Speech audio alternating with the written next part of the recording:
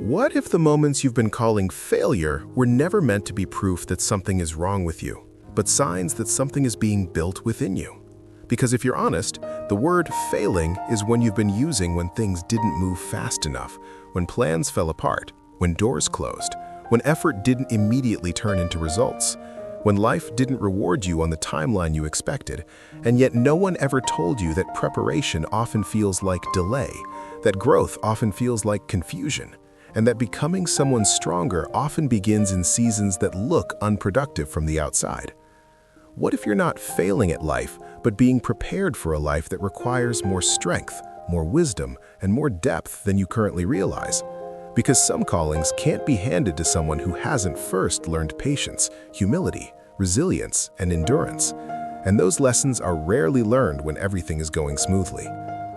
Think about how often you've been forced to pause, to rethink, to sit with uncertainty, to face parts of yourself you would have avoided if success had come easily, and how those moments shaped you quietly, teaching you how to survive disappointment, how to keep your integrity when shortcuts tempt you, how to rebuild when things fall apart, and how to keep showing up even when results are slow. And these are not the skills of someone who is failing. These are the skills of someone being prepared for responsibility, leadership, purpose, or impact. Consider how different you are now compared to who you were when you first started wanting more from life, how your perspective has deepened, how your priorities have shifted, how your definition of success has matured, and how you've become more aware of what truly matters. Because preparation changes not just what you can do, but who you are, and who you are will ultimately matter more than what you achieve. There are things you want right now that you might not be able to sustain yet, things that could overwhelm you, distract you, or even harm you if they arrived before you had the emotional, mental, or spiritual capacity to handle them. And that doesn't mean you're unworthy, it means the process is intentional. The quiet seasons where nothing seems to be happening are often the seasons where foundations are being laid, habits are being formed, character is being refined, and strength is being built without shortcuts. Because anything built quickly without depth often collapses under pressure. What you call setbacks may actually be redirections, steering you away from paths that would have cost you your peace, your values, or your long-term well-being. And sometimes the greatest protection comes disguised as disappointment. You've been learning discernment, learning to listen to your intuition, learning to trust timing rather than forcing outcomes, and these lessons rarely come when everything works out perfectly. Preparation also teaches you humility, reminding you that you don't control everything, that effort doesn't always guarantee results, and that grace is needed not just for others, but for yourself, especially when you fall short of your own expectations. If you were failing, you would have stopped caring, you would have given up entirely, you would have lost the desire to grow. But the fact that you're still questioning, still hoping, still reflecting, still trying in your own quiet ways is evidence that you are in the middle of becoming, not breaking.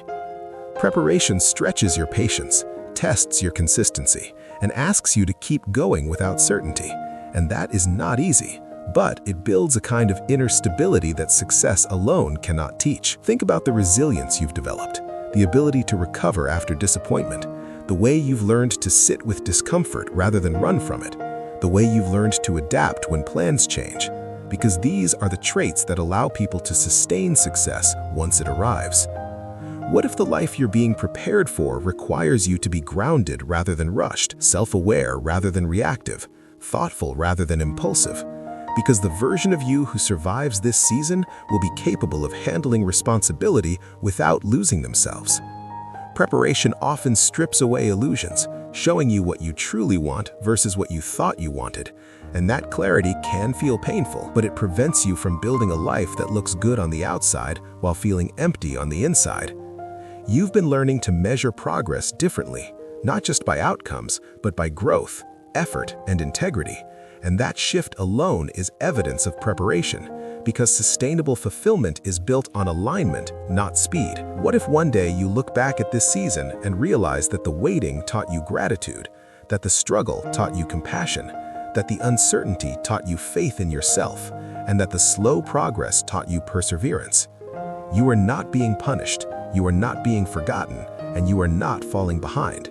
You are being equipped, shaped, and strengthened for something that requires more than raw talent or ambition. Preparation often feels lonely because it separates you from the noise, from constant validation, from external reassurance, forcing you to develop inner confidence rather than relying on approval. And that confidence will serve you long after circumstances change. The version of you that emerges from this season will not be easily shaken, not because life will be perfect, but because you will have learned how to stand steady even when it isn't. So the next time you're tempted to call yourself a failure, pause and consider the possibility that you're in training, that this chapter is doing work you can't yet see, and that one day the skills, strength, and wisdom you're gaining right now will make sense. You are not stuck, you are not late, and you are not broken. You are being prepared in ways that shortcuts could never accomplish. And when the moment comes that everything aligns, you will realize that what felt like delay was actually alignment. What felt like struggle was actually strengthening. And what felt like failure was preparation all along.